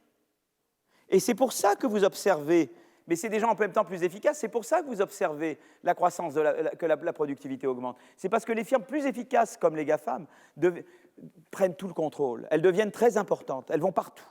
Comme elles sont plus productives, évidemment, ça augmente la croissance de la productivité. Donc l'effet à court terme est d'augmenter la croissance de la productivité, la révolution d'éthique. Mais en même temps, à long terme, pourquoi ça baisse? Parce qu'une fois que Vlad a envahi tous les secteurs, il décourage les autres de faire de l'innovation. Et c'est pour ça que la croissance baisse. Et vous voyez, l'histoire que je raconte là, elle vous donne tous les faits. D'abord, on comprend que l'augmentation des marges, c'est un effet de composition. Ce n'est pas que Vlad voit ses marges augmenter, c'est que le nombre de secteurs que Vlad contrôle augmente. Lui est une entreprise avec des marges élevées et part du travail faible, et lui s'étend beaucoup à mon détriment. C'est pour ça que les marges moyennes augmentent et que la part du travail diminue. D'accord ?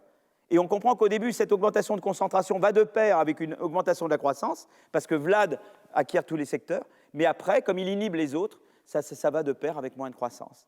Et vous voyez, mais c'est très important, parce que, si vous voulez, Philippon, pour lui, la technologie n'existe pas. C'est-à-dire, c'est vraiment la concurrence uniquement. Mais là où il a raison, c'est qu'il y a un problème de concurrence. Qu'est-ce qui a permis à Vlad de s'étendre et de devenir hégémonique? C'est qu'il n'y a pas de réglementation suffisante aux États-Unis des fusions-acquisitions. Tu aurais dû normalement dire, ben voilà, attendez, Vlad, vous voulez aller et acquérir, comment vous appelez-vous? Oui, Marie-France. Vlad veut acquérir la firme de Marie-France, d'accord? Le secteur que contrôle Marie-France. Mais peut-être que ça va inhiber l'innovation plus tard. Donc, une législation de concurrence adaptée devrait regarder pas seulement les parts de marché, elle devrait regarder l'effet que ça a sur l'innovation future. Et peut-être qu'elle aurait dû dire, mais attention, ça va inhiber l'innovation future, donc je ne permets pas à Vlad d'acquérir le secteur contrôlé par Marie-France, voyez? Et donc là, c'était intéressant parce que la politique de concurrence est inadaptée. Donc c'est un problème de concurrence. Mais ce n'est pas simplement qu'il y a eu détérioration de la politique de concurrence, c'est qu'il y a eu une vague technologique et que la politique de concurrence ne s'est pas adaptée à la vague technologique. Et à cause de ça, quelque chose qui aurait dû vous donner plus de croissance, qui était la révolution de l'intelligence artificielle, en fait vous en donne moins parce que les institutions ne sont pas adaptées. Et vous comprenez, à nouveau, cette idée que j'essaie de défendre, c'est que la croissance, ce n'est pas juste d'une technologie, c'est la rencontre de technologies et d'institutions. Si les institutions ne sont pas là, eh bien la croissance ne se produit pas. Et on voit que la même technologie, la même révolution d'intelligence artificielle, selon qu'il y ait ou pas des politiques de concurrence adaptées, va vous donner ou ne pas vous donner eh bien, une croissance stimulée. Vous voyez ? Et donc ça, voilà l'idée. Donc là où je rejoins Philippon, c'est qu'on est tous d'accord qu'il faut revoir la politique de concurrence, mais dans mon monde à moi, c'est pour l'adapter à la révolution digitale. Voilà, dans son monde à lui, simplement dire, il faut qu'elle soit plus comme ci ou comme ça, mais il ne considère pas la révolution technologique. Voyez comment on prend des explications et on dit à chaque fois, il y a plusieurs faits qui doivent être matchés, donc tu dois arriver et me dire comment tu arrives à faire... Voilà, bon, je vais peut-être... Donc là, voilà ce que je voulais dire sur la croissance et sur les retards. Donc je vous ai parlé des retards et je vous ai ensuite montré que plus que des retards, si les institutions ne sont pas adaptées, non seulement ça peut retarder, mais ça peut entraver et même une révolution technologique qui aurait dû devenir un stimulant de croissance devient une entrave à la croissance si vous n'avez pas les institutions qu'il faut. D'accord ? Alors j'y arrive. Ah, mais vous êtes impatiente, c'est formidable. Moi, oui, génial. Non, mais là, vous me menez, là. Oui. J'arrive. C'est bien, ça me fait plaisir que vous soyez quand même. C'est très bien. Tout le monde est là encore? C'est vrai que l'eau, c'est génial quand même. Voilà, d'accord. Bon, alors l'effet sur la croissance. Eh bien, alors là, si vous voulez, donc là, c'est beaucoup de travaux qu'on avait faits. Et en fait, on a commencé, donc il y avait eu un premier travail par mon collègue Daron Acemoglu, qui est au MIT, et un collègue à lui qui s'appelle Restrepo, qui était son étudiant, qui maintenant est professeur à Boston University, pour les États-Unis. Et nous, on a dans un premier papier avec Céline Antonin et Simon Bunel, Simon qui est ici, on avait essayé de reproduire leur analyse pour la France, d'accord ? Et eux, ce qu'ils regardaient, c'est qu'ils disaient, voilà, je vais regarder au niveau d'une zone d'emploi, donc un niveau assez agrégé quand même. C'est petit, mais c'est quand même agrégé. Et je vais regarder l'impact pour la zone d'emploi d'une augmentation de la robotisation dans la zone d'emploi sur l'emploi dans la zone d'emploi. D'accord ? Vous voyez ce que je veux dire ? Donc, alors, comment ils mesuraient la robotisation ? Le problème, c'est d'avoir un indice un indice de robotisation au niveau local. Or, il n'y a pas aux États-Unis de robotisation locale. Ce qu'on sait, c'est la robotisation de différents grands secteurs de l'économie. Mais on connaît la composition de chaque zone d'emploi dans ces secteurs.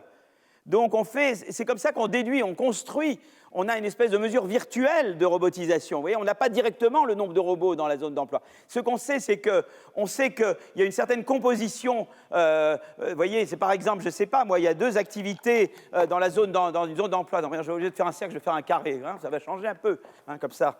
Je vais faire un carré. Ma zone d'emploi, hein, c'est un carré, voilà. Et dans ma zone d'emploi, mettons qu'il y ait l'industrie A. Et il y a qui représente 40%, et il y a l'industrie B qui représente 60% au début de la période. Voilà. Donc je dis, ben voilà, je connais la robotisation de l'industrie A au niveau national de tous les États-Unis, je connais la robotisation de l'industrie B au niveau de tous les États-Unis, je connais le pourcentage que ça représente dans cette zone d'emploi, donc je peux construire si vous voulez, je connais chaque année la robotisation nationale de ces industries, je connais la composition initiale de la zone d'emploi dans ces industries, et donc je déduis une mesure, disons artificielle en fait, de robotisation au niveau de la zone d'emploi. Et ce qu'ils disent, et à partir de cette mesure, disons virtuelle de robotisation au niveau de la zone d'emploi, ils se disent voilà, est-ce que là où la robotisation augmente plus, l'emploi va baisser plus? Et alors, ce que trouvent Acemoglu, Restrepo, et nous on reproduit pour la France, c'est qu'effectivement, eh bien, dans les endroits où la robotisation augmente le plus, par exemple entre 1995 et 2014, là on l'a fait pour la France avec Simon et Céline, eh bien l'emploi baisse plus. Voilà. Donc on a l'impression qu'il y a ça, voilà, et que c'est surtout important pour l'emploi non qualifié, puisque les gens qui ont des diplômes universitaires, eux, bénéficient positivement de la robotisation et les autres bénéficient négativement. Donc on avait commencé par ça. Et puis on s'est dit, ben, si c'est vrai, ça doit être vrai au niveau plus micro. Et là, on s'est rendu compte que ça ne marchait pas. Vous voyez, souvent, il faut avoir l'humilité. Il faut avoir l'humilité quand on fait l'économie de dire, voilà, j'ai un présupposé, j'ai l'impression que ça doit être vrai, cette théorie. Et là, là l'idée avait l'air de dire que les entreprises qui robotisent, eh bien, et plus généralement qui automatisent, eh bien, elles détruisent les emplois. Donc, il faut taxer les robots. Donc, si je suis juste là, je dis, je taxe les robots, parce que je veux empêcher les entreprises de détruire des emplois. Donc, on s'est dit, il faut quand même qu'on aille voir au niveau micro, d'accord ? Et donc là, on va faire une étude qui va nous montrer que ce n'est pas du tout comme ça que ça se passe. Et donc, on n'arrive pas aux mêmes conclusions. Il faut être très modeste, parce que moi, ça m'est arrivé plusieurs fois d'avoir un présupposé, d'après de voir que les données n'allaient pas dans mon sens, et de dire, mais peut-être que je me suis planté, quoi. Donc la théorie n'est pas la bonne. Et après, on essaie une autre théorie qui a d'autres prédictions, peut-être d'autres théories, et on fait le va-et-vient, et après, on arrive à autre chose. Je crois qu'il faut avoir l'humilité de savoir reconnaître qu'on s'est planté, quoi. On a commencé sur une conjecture fausse. Et c'est bien le cas ici, d'accord ? Donc, je vais vous montrer maintenant la dernière partie. D'accord?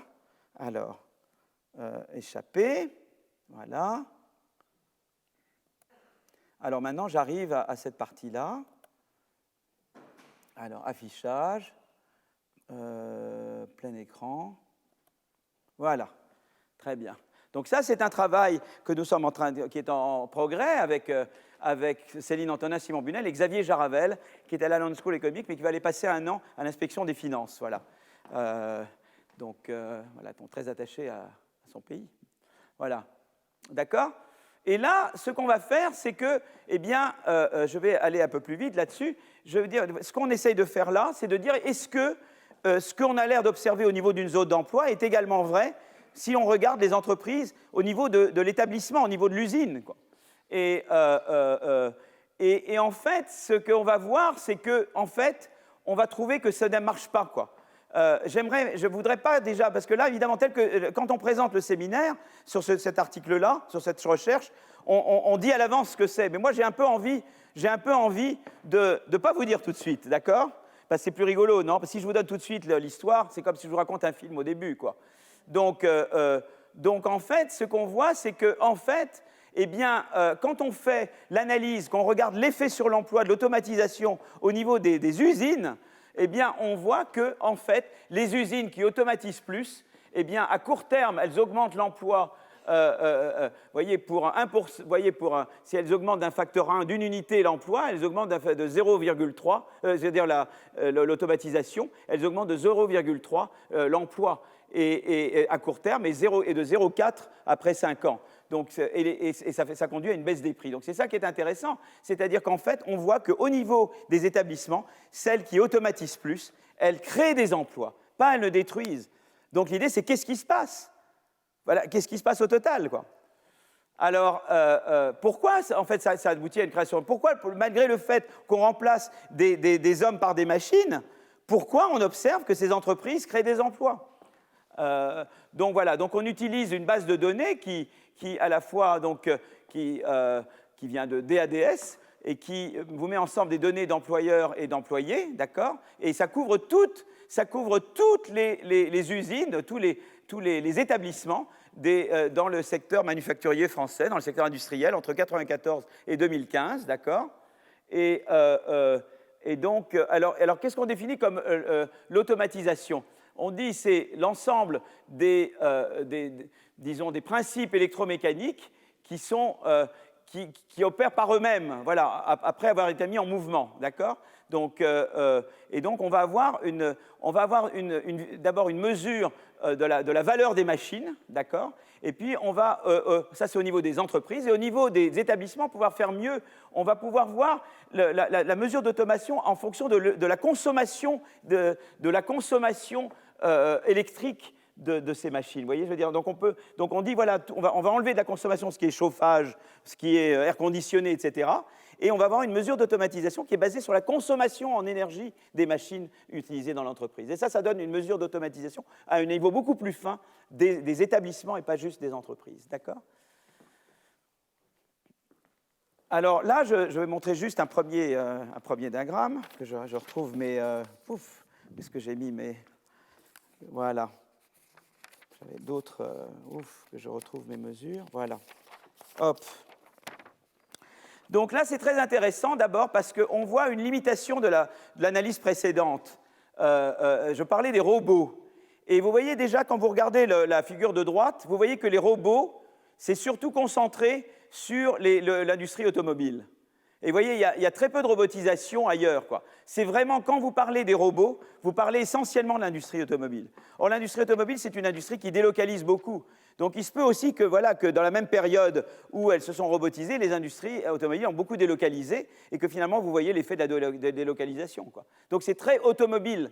Tandis que nous, les mesures d'automatisation qu'on va considérer, elles sont appliquées partout. Vous voyez, notre mesure à nous d'utilisation de la force motrice, de l'énergie motrice, et bien, vous voyez, c'est ce qu'on est en gris foncé. Vous voyez, selon tous les secteurs, vous voyez la différence. Bon, il y a un peu de différence, mais c'est quand même toujours pareil. Tandis que là, vous n'avez pas l'équivalent là d'un énorme bâton gris là, et puis tout le reste rikiki, quoi. Tandis que là, c'est ce que vous avez avec les robots, d'accord? Donc là, on a une mesure d'automatisation, nous, avec la force motrice, qui est beaucoup plus étalée sur tous les secteurs, d'accord? Donc ça, c'est quand même beaucoup plus satisfaisant. Et alors là, vous voyez, on va montrer l'automatisation qui ne correspond pas à des robots. Les robots, c'est quelque chose qui peut faire beaucoup de choses, qui peut faire beaucoup d'opérations. Et là, ce que je vous montre là, ce n'est pas du tout ce que fait un robot, quoi. Par exemple, là, j'ai un tapis roulant qui est, vous voyez, sur une chaîne de montage. Voilà.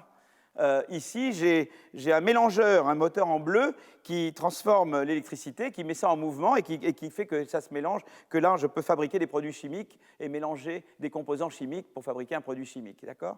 Là, j'ai des fabrications de pneus en écrasant le caoutchouc, et vous voyez, donc ça, c'est encore une machine qui n'est pas un robot, mais qui automatise des tâches, évidemment, à chaque fois, d'accord?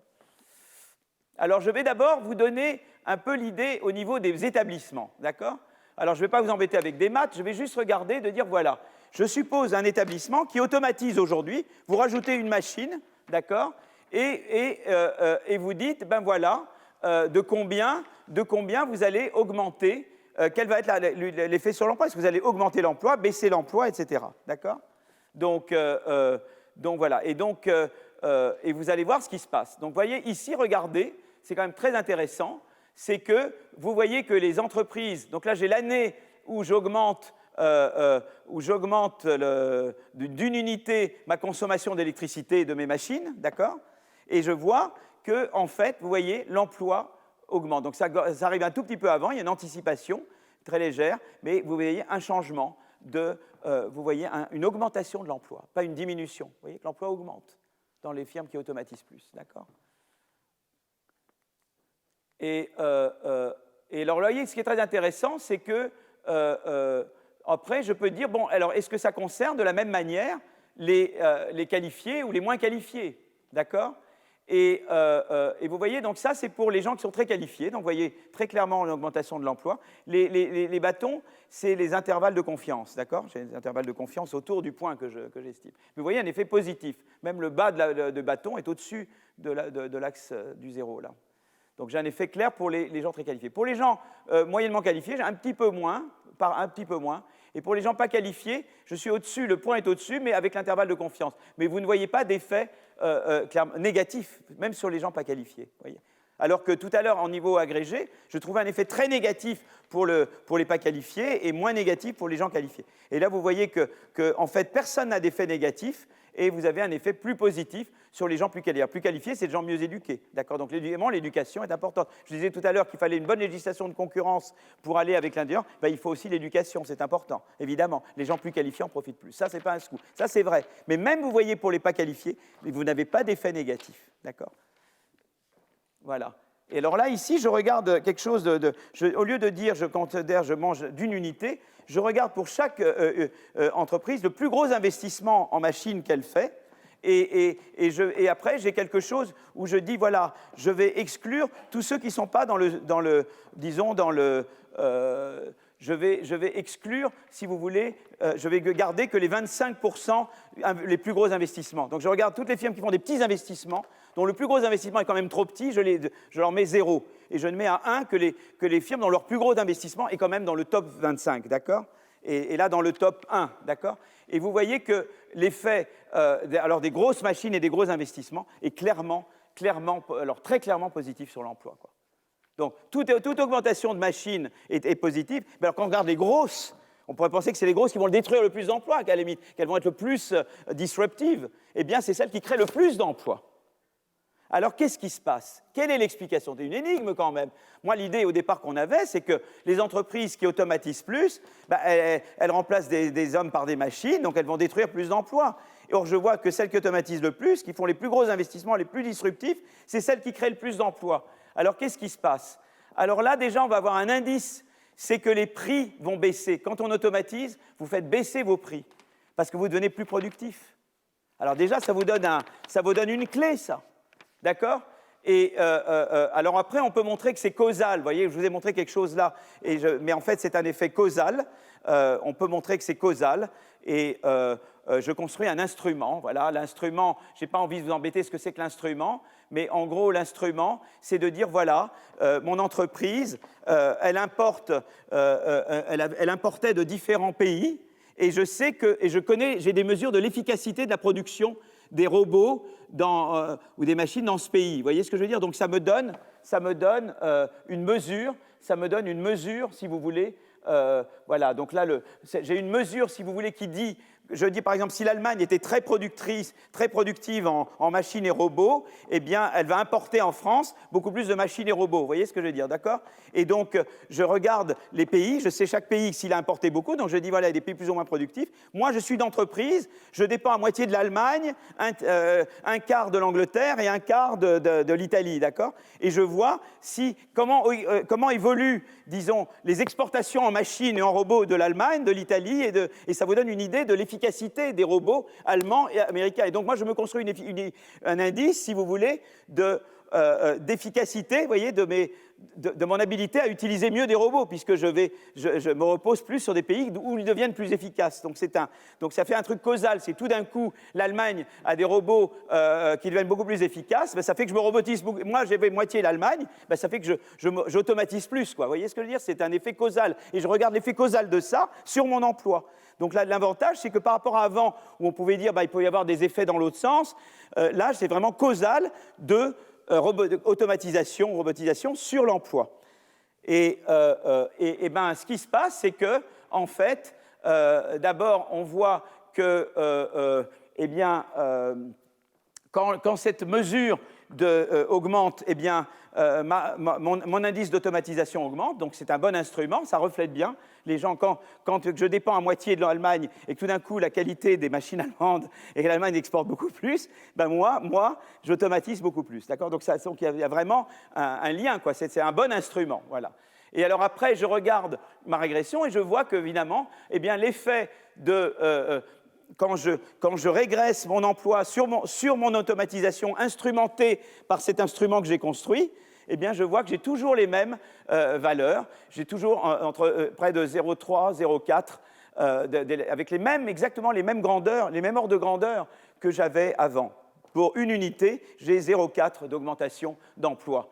Et j'augmente mes... Alors, ce qui est très intéressant, c'est que j'augmente également mes ventes. Donc ça, on va voir que ça donne un indice. Je vois que j'augmente mes ventes, je baisse mes prix, j'augmente mes ventes, j'augmente l'emploi. On commence à voir l'histoire qui vient, d'accord ?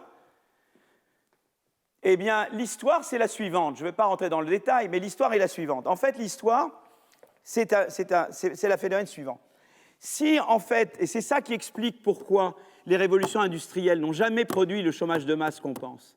L'histoire, elle est là-dedans. On la tient maintenant, l'histoire. Vous voyez comment, avec une étude empirique sur des données récentes, vous obtenez la clé d'une énigme historique. Qu'est-ce qui s'est passé avec les révolutions ? C'est vrai que les révolutions technologiques, elles vous font remplacer des hommes par des machines. Mais en même temps, quand vous faites ça, vous devenez plus productif. Comme vous devenez plus productif, vous allez pouvoir produire moins cher, vendre moins cher, d'où la baisse des prix. Donc vos ventes vont augmenter, vous allez pouvoir exporter beaucoup plus ailleurs. Et donc la demande pour votre produit va augmenter beaucoup plus. Et donc vous allez embaucher plus. Et donc taxer les robots, c'est une bêtise. Vous comprenez ? Vous voyez l'économie, en quoi c'est important de faire le bon raisonnement et comment on peut aller se laisser entraîner vers de fausses mauvaises idées, de fausses bonnes idées, je veux dire. Vraiment mauvaises et faussement bonnes, oui, c'est ça que je voulais dire. Vous comprenez comment ça marche ? Si je taxe les robots, qu'est-ce qui va se passer ? Je me tire une balle dans le pied.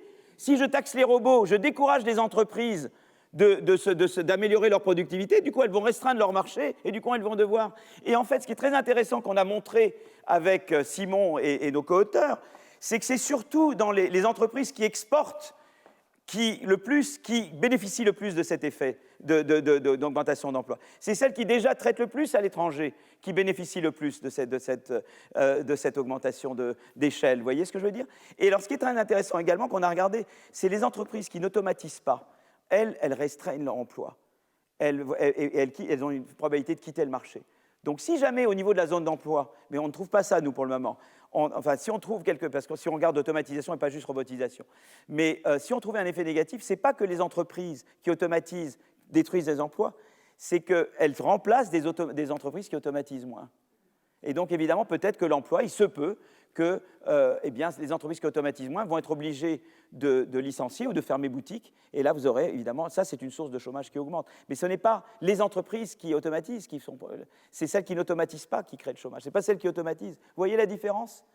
Donc, le problème là, c'est d'aider, d'abord de subventionner la recherche et l'innovation pour permettre à tout le monde d'automatiser. Et puis, c'est d'avoir une législation de marché du travail qui permet, évidemment, de former les employés pour qu'ils puissent se réallouer des entreprises déclinantes vers des entreprises qui innovent plus et qui tirent de meilleures parties. C'est quand même très intéressant. Et pourquoi c'est important, cette histoire-là ? Parce que, vous savez, on a beaucoup parlé de délocalisation. Vous savez, au moment où il y a tout le débat sur les chaînes de valeur. Bon, face à ça, il y a des gens qui disent que la solution, c'est le protectionnisme. C'est de mettre des tarifs. Mais en fait, on s'est rendu compte, il y a eu une étude très intéressante d'une collègue d'Alia Marine, qui est à Munich, et d'un co-auteur à elle qui s'appelle Kilik, qui est dans le Vox EU, et Kilik, K-I-L-I-C. Et elle s'appelle Marine, Marin, d'Alia. Et il montre que les secteurs qui ont automatisé plus, qui ont robotisé plus, eh bien, tendent à délocaliser moins. Et c'est normal, bien sûr, parce qu'en automatisant, c'est comme ça que vous allez... Non, on ne va jamais manger on va pas manger, se mettre au niveau de vie chinois, c'est évident. Mais la seule manière qu'on a, c'est par la productivité, d'essayer de devenir plus productif. Et c'est comme ça qu'on va reconquérir nos chaînes de valeur. C'est par l'investissement. Pourquoi l'Allemagne a maintenu ses chaînes de valeur dans les produits anti-Covid ? Je vous en ai parlé la dernière fois. Pourquoi l'Allemagne, elle produit des respirateurs, parce qu'elle a investi beaucoup dans l'automatisation, la robotisation de toutes ces tâches, avec des travailleurs semi-qualifiés, qualifiés, etc. Et c'est comme ça qu'elle a... C'est pas en faisant du protectionnisme, c'est pas en faisant une guerre avec la Chine économique, c'est en investissant et en innovant. Et donc, une taxe sur les robots, c'est très mauvais parce que ça va contre ce mouvement-là. Voilà un petit peu ce que je voulais vous raconter. Mais vous voyez, c'est intéressant parce que si on va plus dans les micros, on a une théorie différente qui apparaît. Et on dit, mais non, c'est pas l'histoire n'est pas que ce sont les firmes qui automatisent, qui, elles, détruisent les emplois. Non, elles en créent. C'est celles qui n'automatisent pas. Donc il faut aider à automatiser, il faut aider le marché du travail pour qu'il soit plus efficace. Et donc c'est tout à fait une autre histoire que vous racontez. Vous voyez comme c'est important, le va-et-vient entre l'empirique et la... Nous étions partis sur un présupposé qui n'était pas le bon. Et on s'est rendu compte qu'on s'était planté, donc on a essayé de comprendre ce qui s'est passé. Et du coup, tu arrives évidemment à d'autres prescriptions de politique économique. Voilà, je crois que je vais m'arrêter là, parce que je crois que je vous ai déjà dit pas mal de choses aujourd'hui. Mais donc, pour résumer, vous pensiez que la révolution de l'intelligence artificielle, automatiquement, allait créer de la croissance. Ce n'est pas vrai, ça dépend des institutions. Et vous pensiez qu'automatiquement, ça allait détruire des emplois. Ce n'est pas vrai. En fait, ça en crée. Et il faut évidemment créer les conditions pour que ça en crée davantage. Merci.